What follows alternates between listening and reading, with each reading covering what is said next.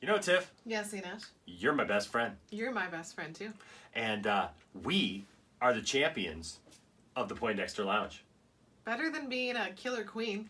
Yeah, probably. Let's hope this video doesn't bite the dust. I sure hope not. Did I ever tell you?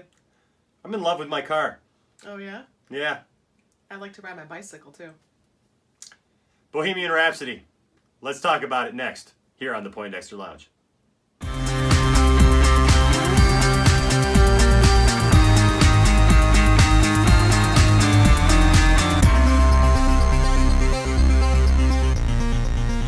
What's up, everybody? Welcome once again to the Poindexter Lounge. My name is Enosh, aka Enosh Fat.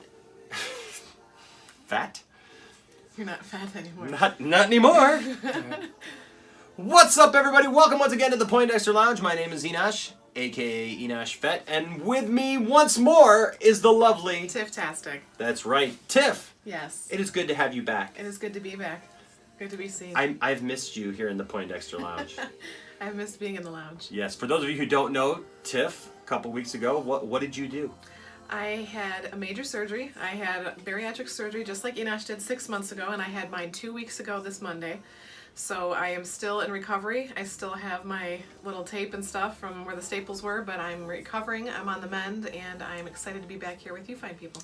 And I can think of no better video for you to make your triumphant return than our review of the Queen biopic, Bohemian Rhapsody. Yes. It was also my first movie back to being able to go and sit in a movie for a couple hours. Yeah, now for those of you who don't know, Tiff is a giant, crazy I am an Uber fan, thanks to my Queen dad. fan. Thanks, Dad. And I'm a huge Queen fan as well. And so we went and saw Bohemian Rhapsody. We wanted to do the video right away. Yes, But but we- weekend got away with us. Yeah, and we figured too, people don't want a spoiler video right away. They want to wait until they've had a chance to see it. And I figure, you know what? It's Tuesday. We gave you opening weekend. We gave you the opening weekend. Now we got to talk about it. Yes. Spoilers, Queen is a band, and they did stuff. And they also went down with the ship. No, I'm sorry. Wrong movie. All right, guys, so let's just jump right in. Tiff, you want to Yes. give us your initial thoughts of Bohemian Rhapsody? I actually loved the movie. There was a couple things here and there that, are neither here nor there for me. It's not something that completely ruined it or anything, but I thought that Freddie Mercury was just spot on. The mannerisms, the way that he moved, the way that he danced, the way that I don't know if he actually sang some of that or if it was Yeah, he did. because I know they actually have to hit the notes that Freddie Mercury and only him can sing, but he did a great job, and I thought they did an awesome I think it was just super good to see how much they made the band look like the band. Yeah. And there were just certain parts of the movie that brought me to tears because there were certain things that I remember, even being a young kid, watching things like Live Aid with my parents in the living room, and it was phenomenal to me. And I think 2 minutes in, I was like, looked over at Enosh and I was like, we have to own this. I really enjoyed the movie. I thought it was done really well. It was one of those things. I turned to you in the first couple minutes and I said, wow. As soon as I saw the guy who plays Brian May, I was like, With the curly hair, Wow. everything. Yeah. wow. They did a tremendous job in casting this movie.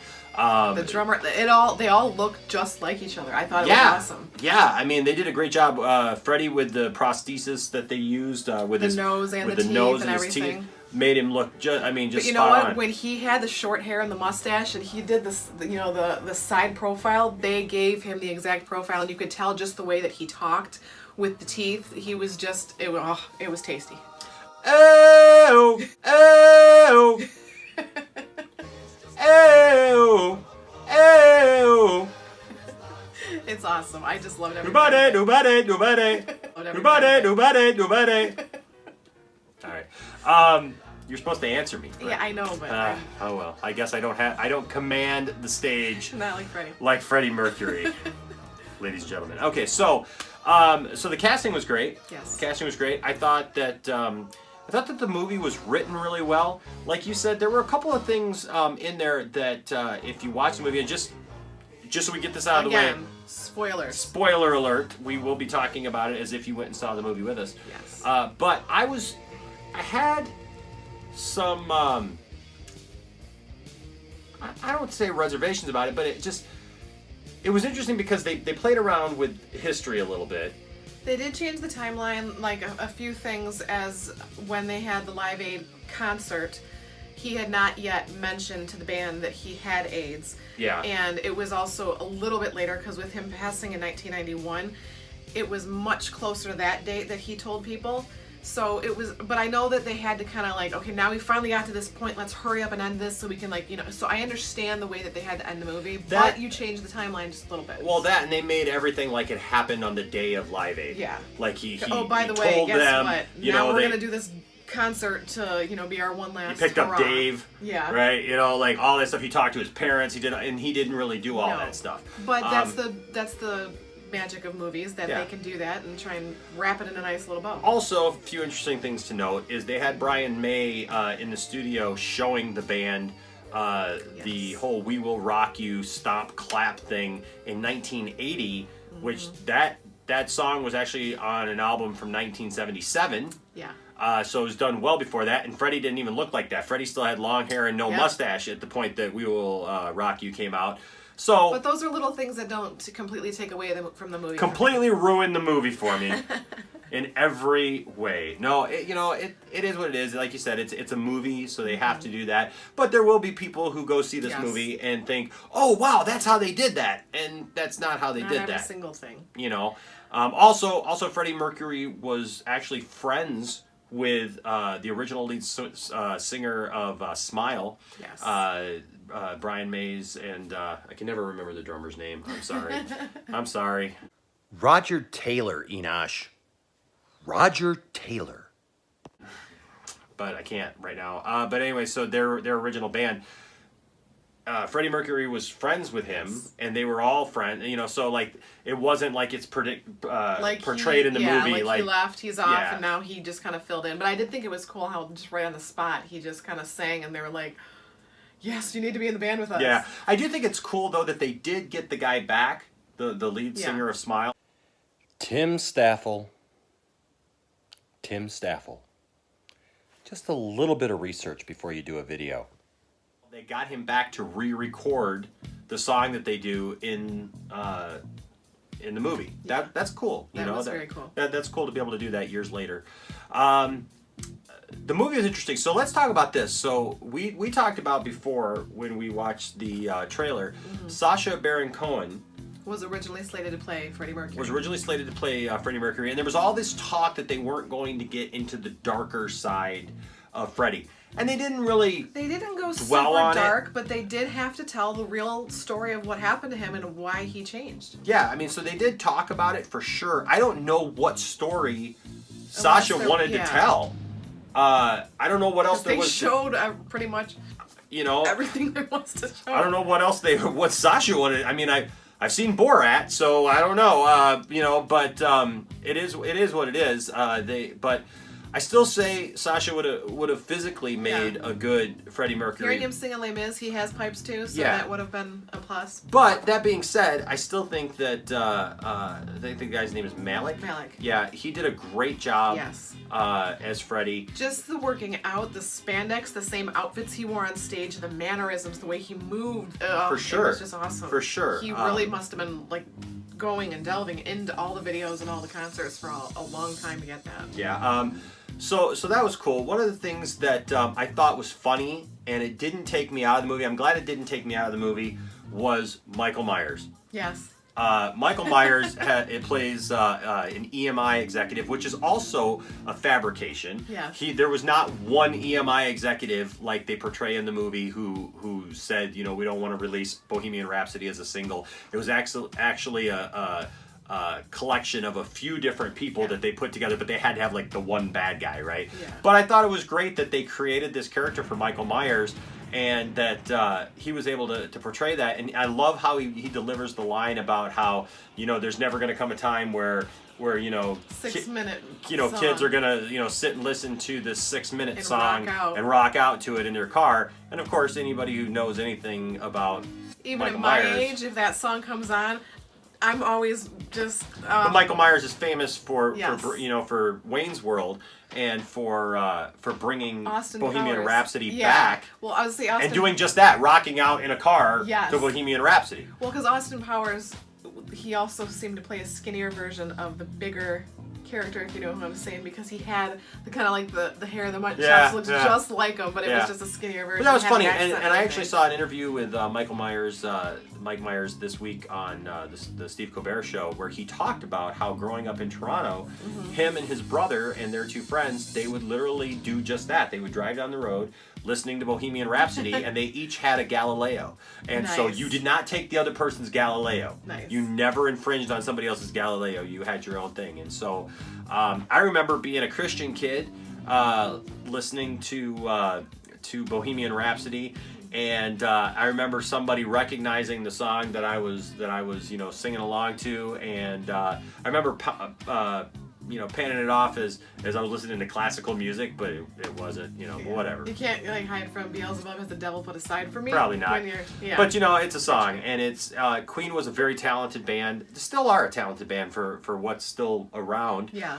But definitely, back in the day when it was the four of them, Well, they even had Adam Lambert tour with them a little bit, Yeah. just to have something to still kind of go off of. and that's fine. It just but still no has, one replaces Freddie. No one replaced Freddie. I don't think as Never. far as that goes. The movie, talked about Freddie's different sides. That Freddie was married, Yep. to a woman, and how that fell apart. And I loved how it didn't downplay the fact that that was really crushing Yeah, for her. for her. I mean, it was for him too, though, because you saw It that was. he's like, I don't want you to take the ring off. I don't want you to ever be away from me. And he tried moving her near him, and Yeah. he just didn't want to be without But you her. He can't just hold couldn't on be to with- somebody. Exactly. Right? You And can't hold do her that back. to somebody. I mean, you either have to let them go and let them move Or on. stay friends at a distance, or however you guys can handle that. But you could see though the sheer just excitement, love, respect that she had for Freddie, because when you watched her and her boyfriend at the time at the Live Aid concert, you just saw her like the way that he commanded the stage. She was just so proud of him. So it's cool that they still kept that friendship to whatever extent that was for the time of his life. So another little thing about the movie that is not correct is the fact that they paint it as if Queen was getting back together just for Farm Aid. Or Farm Aid, Live Aid. I keep saying Farm Aid because it was around the same time, but Live Aid, I'm sorry. Live Aid. But that is if that they had been apart and that they had just gotten back together for Live Aid, which is not the case because they came out with an album the year before that, and they toured the entire year before Live Aid. And he also wasn't the only one that did his solo projects. There were all other members of the band throughout the time. It wasn't Freddie doing a solo Only. project that split up the band, because the drummer did a solo project, Brian May had solo projects, and then yes, Freddie had two They albums. always came back and did their own thing, but it was something that they all did. It wasn't just Freddie. So Yeah, it was just so- like the little liberties that they took. But like I said again, It's got to be it doesn't dramatic. take away. It's It got to does. be dramatic for a movie. Playing in a band myself and having played in bands my whole life, I always love seeing these kind of movies. I love like the movie That Thing You Do, just for that reason alone. Because that movie, I think, if there's any movie that captures what it's like to be in a band with different personalities and different people and people quitting and coming back and everything, that's it. And it was nice to see. It was nice to see this movie that they genuinely felt that they were a family. Family, yes. Right? That right there as a band is really hard to come by, because is. people all have their egos and their own personalities. And that showed too when they're like, okay, I wrote this song, you wrote this song. It was like, no, you got to come together. Yeah. Well, and they were very talented people, so it was cool to kind of see at the end that they wanted to like combine it. Do their own Unfortunately, thing, it was a little too late, as they didn't do that much. That was all their popular stuff is kind of before that. Yeah. So. But except for maybe The Show Must Go On, Which is came another out one of my after that. favorites, and when they played it at the end, I was tearing up because they Yeah. already showed Live Aid. Now they're showing that. Yeah. The other little thing that the one thing that did pull me out of it a little bit was I felt that the Live Aid footage, I mean, you could tell that it was CGI. Yeah, but you can't. Live Aid was its own conglomerate, its own thing. I remember being in my parents' living room watching that, seeing him in the white outfit, and just I just remember watching that. You can't really use the old footage without taking Freddie out of that, and then that is just so. You could just, all I'm saying is you could tell But that it the was amount green of screen. people though that they played for, it was like Yeah. seas Oh, yeah. and seas of people, which was just to see that view is just awesome. Yeah. So, but it was a cool movie. I really enjoyed it. I cannot wait to own it and watch it more. Yeah, now. I can't wait to see it again. And so that's kind of our thoughts on the movie. Now, I will say this: the movie has not done very well with critics. For some reason, there are critics out there who have nitpicked this movie, and which goes to show you that most of the time, if we like a movie, critics don't like it. And if we don't, the critics do. Birdman. Sorry. So, but that's the thing, right? It just is kind of what it is, and I don't understand it. Everybody is praising Malik's performance as Freddie Mercury, but they have issues with different things in the movie. I think that we've gotten to a point with movies nowadays. It's not going to be perfect. I think that we've gotten to a point with movies nowadays where people are way too critical, and we have these movie critics who literally just want to do nothing but tear something down just for the sake of tearing it down, just because they got nothing better to do than to try to point out the flaws of everything, but they couldn't make a good movie if they tried. And you got people out there, filmmakers, who are trying to do their best and put something together, and I think that it's too easy to nitpick on all the little things instead of enjoying a movie for what it is. And I enjoyed this movie. Sometimes you just want to go to the movies and see a movie. And just enjoy and have fun and watch it. So I don't get it. Tear up a little, laugh a little. Yeah. But what do you guys think? Or are you guys Queen fans out there? What did you guys think of this movie? Did you enjoy it? Did you like it as much as we did? Did you have problems with it? Maybe you're a big-time Queen fan and you have major issues with the fact that they revised the history of the band. I just love Queen so much that I was excited to see them on the big screen. Yeah, but I can understand. If there are fans who say, look, that's not how it happened. Yeah. That's not what we wanted to see. I could totally understand that. Let us know that down in the comment section, all right? Or you can go ahead and tweet at us on Twitter. All that information is down in the description. You can also find us on Facebook, and we love people who like us on Facebook because we can interact a little bit more with you there, and you can leave us information. We can post stuff back and forth and just have a good old time. So Tiff, You can also find us on Twitter. yes, Where are you at Twitter? at Enosh Fett. And I am at Grand Tiff Tarkin on Twitter and Instagram. Yep, and then also you can find us also the channel itself is Poindexter Lounge with just an X in the middle. All right. No. So Tiff, I don't even think I need to ask you, but I gotta ask you on a scale of 1 to 5. 5 being the best. What do you give this movie? A 5? 5, 1, 2, 3, 4, 5. Anything you say, 5. Go ahead, ask me a question. Did you? I have a secret document that I think you need to say.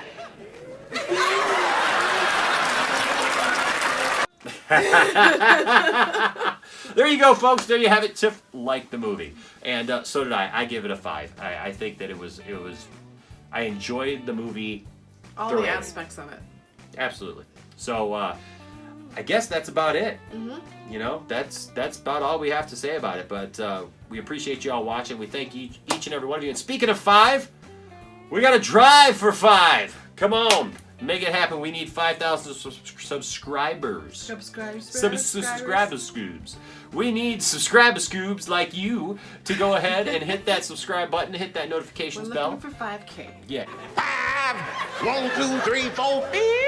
If you like what we do around here, we want to add you Tag to your this. friends. Talk to your neighbors, your associates. Yes, your your associates. people you don't like. Your associates. Those people. Yeah, you know those people. Work people. I got this thing that I watch. You should watch it too. There you So go. what? Who cares? There you go. We want them to be a part of it. Because, Tiff, what is the Poindexter Lounge? It's a place for nerds. That's right. And Music nerds. nerds, comic nerds. That's right. It can be any kind of nerd. We love a lot of different things. And so we want you to be a Plethora part of nerds. We want you to be a part of this. So if this is your first time joining, just know this. We just like to chill, kick back, have a conversation. And that's what we want to do with each and every one of you, all right?